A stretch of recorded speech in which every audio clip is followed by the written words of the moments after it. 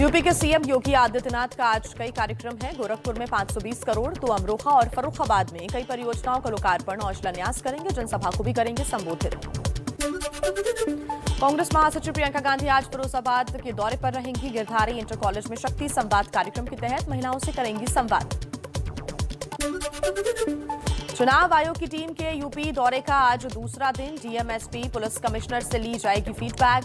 30 दिसंबर को चुनाव तारीखों की घोषणा संभव। उत्तराखंड कांग्रेस की स्क्रीनिंग कमेटी की आज दिल्ली में बैठक। उम्मीदवारों के नामों पर होगी चर्चा। अकाली दल के नेता विक्रम मजीठिया की अग्रिम जमानत अर्जी पर आज पंजाब हरियाणा हाईकोर्ट में सुनवाई। क्या मजीठिया को मिलेगी जमानत? नीट पीजी की काउंसलिंग जल्द कराने के केंद्रीय स्वास्थ्य मंत्री के आश्वासन के बाद आज से काम पर लौटेंगे एम्स आरडीए के डॉक्टर्स। फोडा की हड़ताल रहेगी जारी। इत्र कारोबारी से मिले कैश पर वार पलटवार जारी। कानपुर की रैली में विपक्ष पर बरसे पीएम मोदी। नोटों का जो पहाड़ जो पूरे देश ने देखा, वही उनकी उपलब्धि है, यही उनकी सच्चाई है। समाजवादी पार्टी के अध्यक्ष अखिलेश यादव ने एबीपी न्यूज से कहा, प्रधानमंत्री मोदी इत्र को बदनाम कर रही हैं। छापों में मिला पैसा बीजेपी का ही निकलेगा।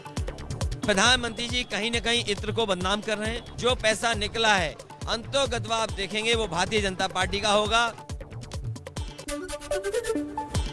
अखिलेश यादव पर अमित शाह का पलटवार। कहा, आयकर विभाग के छापों से अखिलेश परेशान। 250 करोड़ कैश किसका है? अखिलेश उसे जवाब देते नहीं बन रहा।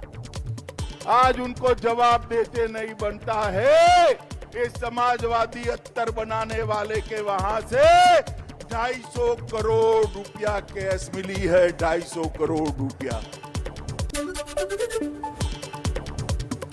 हरदोई में अमित शाह का एसपी पर करारा हमला। का समाजवादी पार्टी की एबीसीडी उल्टी। इनके ए का मतलब है अपराध आतंक, बी भाई भतीजावाद, सी करप्शन और डी का मतलब दंगा। ए से मतलब है अपराध और आतंक, बी से मतलब है भाई भतीजावाद, सी से मतलब है करप्शन और डी से मतलब है दंगा।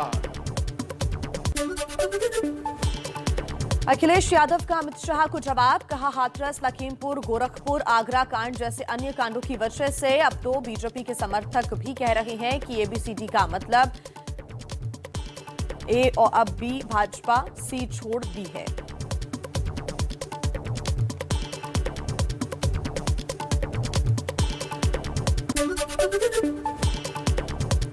यूपी में गिरफ्तार इत्र कारोबारी पीयूष जैन के खिलाफ ईडी, डीआरआई समेत 5 एजेंसियां करेंगी जांच। ईडी ने दस्तावेजों के लिए जीएसटी मुख्यालयों को चिट्ठी भेजी। पीयूष जैन के घर से बरामद कैश को एसबीआई के चेस्ट में जमा कराया। 194 करोड़ 45 लाख नकद, 23 किलो सोना और 600 किलो चंदन का तेल मिला था। गृह मंत्री अमित शाह का मिशन यूपी। वाराणसी में संकट मोचन मंदिर में किया दर्शन। कहा, बजरंग बली की दी गई शक्ति और शाह की भक्ति देगी यूपी फतह का आशीर्वाद।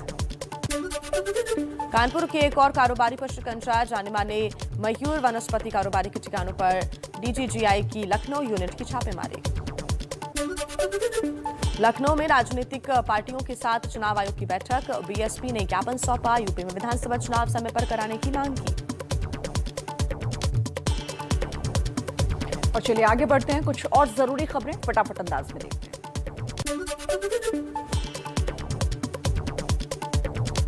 प्रधानमंत्री नरेंद्र मोदी ने कानपुर मेट्रो को हरी झंडी दिखाई। बोले, पहले यूपी में सिर्फ 9 किलोमीटर मेट्रो लाइन थी, आज 90 किलोमीटर है। 5 शहरों में दौड़ रही है मेट्रो। अखिलेश बोले, कानपुर मेट्रो एसपी की देन है। पंजाब में सीट बंटवारे का फॉर्मूला तय करने के लिए बीजेपी गठबंधन ने कमेटी गठित की। तीनों दलों के 2-2 नेता शामिल, मिलकर लेंगे फैसला। आम आदमी पार्टी का मिशन पंजाब जारी। दिल्ली के सीएम अरविंद केजरीवाल कल चंडीगढ़ में रोड शो करेंगे। पंजाब के मुख्यमंत्री चरणजीत सिंह चन्नी की चुनावी रैली में मनरेगा मजदूरों को लाकर जुटाई गई भीड़, गांव से आने वालों का आरोप, कहा ये कहकर लाए थे कि कच्चे घरों के पैसे मिलेंगे। मध्य प्रदेश में पंचायत चुनाव नहीं होंगे, राज्य निर्वाचन आयोग ने फैसला लिया है। 4 दिसंबर को जारी हुई अधिसूचना रद्द कर दी गई। कांग्रेस के 137वें स्थापना दिवस पर बोली सोनिया गांधी, आज आम नागरिक असुरक्षित और भयभीत महसूस कर रहा है। आम जन मानस के लिए, लोकतंत्र की रक्षा के लिए देश विरोधी, समाज विरोधी साजिशों के खिलाफ हर संघर्ष करेगी, हर कुर्बानी देगी।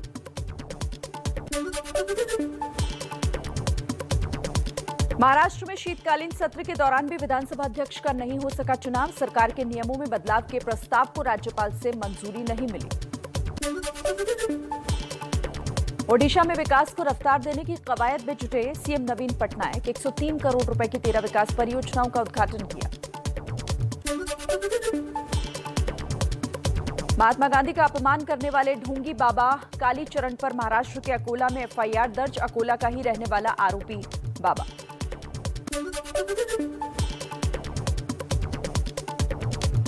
रायपुर की धर्म संसद में गांधी जी को गाली देने वाले ढोंगी संत कालीचरण ने फिर किया बापू का अपमान, वीडियो जारी कर कहा, मुझे किसी का डर नहीं। अगर सच बोलने की सजा मृत्यु है तो स्वीकार है।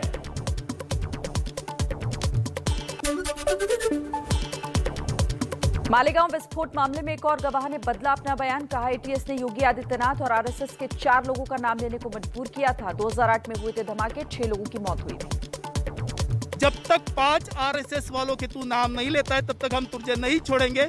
उसने जो 5 आरएसएस वालों के नाम थे उसमें प्रमुखता से योगी आदित्यनाथ जी, इंद्रेश कुमार जी, स्वामी असीमानंद जी, देवधर जी और काका जी।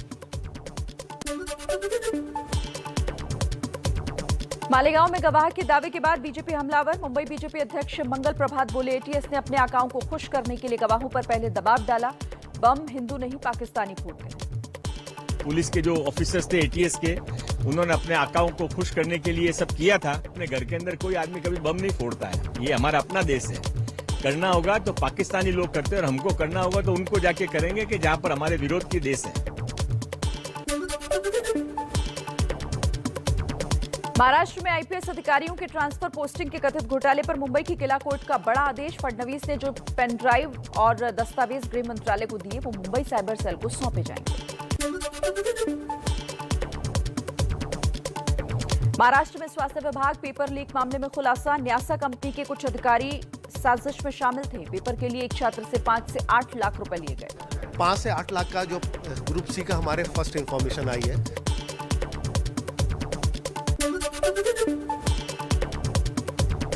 पंजाब के सीएम चरणजीत सिंह चन्नी ने राज्य के किसान संगठनों के साथ बैठक की। चन्नी के आश्वासन के बाद किसान मजदूर संघर्ष समिति का धरना खत्म करने का ऐलान, कहा अगर 4 जनवरी तक मांगे पूरी नहीं हुई तो फिर देंगे धरना। और आइए अब कुछ और जरूरी खबरें आपको बता देते हैं फटाफट अंदाज में ही। दिल्ली के रेजिडेंट डॉक्टरों की हड़ताल के समर्थन में सड़कों पर उतरे अहमदाबाद के डॉक्टर, निकाला कैंडल मार्च। नहीं चलेगी, नहीं चलेगी, नहीं चलेगी।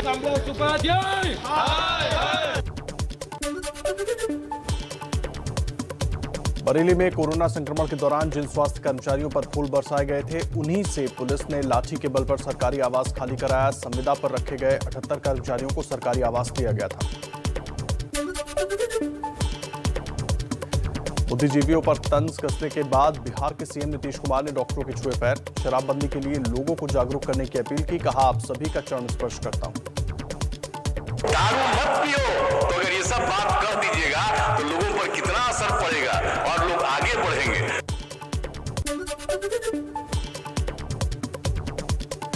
देश में तेजी से बढ़ रहा है कोरोना का नया वेरिएंट ओमिक्रॉन। अब तक 655 मामले सामने आए। पहली बार एक दिन में 130 से ज्यादा केस दर्ज, 22 से ज्यादा राज्यों में फैला। दिल्ली में एक दिन में कोरोना वायरस के 496 नए मामले सामने आए। 172 मरीज ठीक हुए, 1 मरीज की मौत।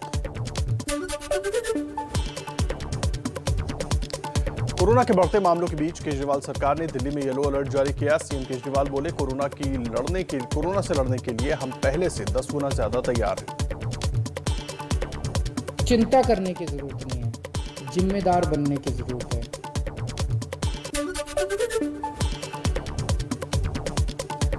दिल्ली में अब दुकानें रात 8 बजे तक ऑड इवन के हिसाब से खुलेंगी। मेट्रो और बसें आधी क्षमता के साथ चलेंगी। 50% क्षमता के साथ खुलेंगे restaurants. School, college, cinema hall, gym बंद रहेंगे। सैलून खुल सकते हैं। कोरोना वैक्सीन की डोज लेने वालों के लिए राहत भरी खबर। ओमिक्रॉन से डरने की जरूरत नहीं, सावधान रहने की जरूरत है। दिल्ली के एलएनजेपी अस्पताल में भर्ती 72 मरीजों में से 56 ठीक होकर घर लौटे। 69 लोगों को लग चुकी है वैक्सीन की दोनों डोज। मुंबई के मरीन ड्राइव पर नाइट कर्फ्यू लागू कराने के लिए बीएमसी के मार्शल तैनात। कोरोना की वजह से इस बार मुंबई में नए साल की पार्टी पर लगाई गई है रोक। मलाड के जंबो कोविड सेंटर में भर्ती लोगों के लिए बेहतर सुविधाएं मुहैया। बच्चों के लिए खेलने की जगह और संक्रमित माता पिता के लिए योग करने की भी जगह दी गई है। ओमिक्रॉन के बढ़ते खतरे ने महाराष्ट्र सरकार की चिंता बढ़ाई, लेकिन जारी है लोगों की लापरवाही। एबीपी न्यूज की रियलिटी चेक में मुंबई के गेटवे ऑफ इंडिया के पास दिखी भारी भीड़। बिना मास्क सामाजिक दूरी का उल्लंघन कर रहे हैं लोग। यूपी में भी तेजी से बढ़ रहा है कोरोना। 24 घंटे में नोएडा में 28 मरीज सामने आए। यूपी को कोरोना प्रभावित राज्य घोषित किया गया।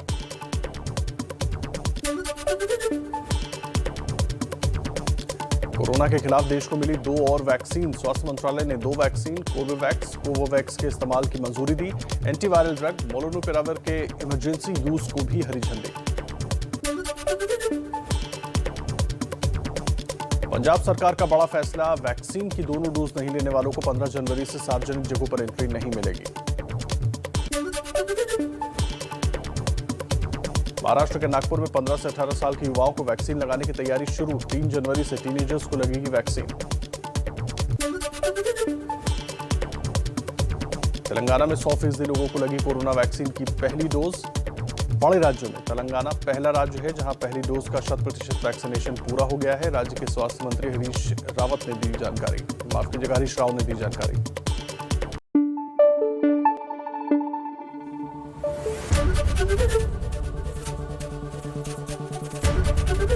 एबीपी न्यूज आपको रखे आगे।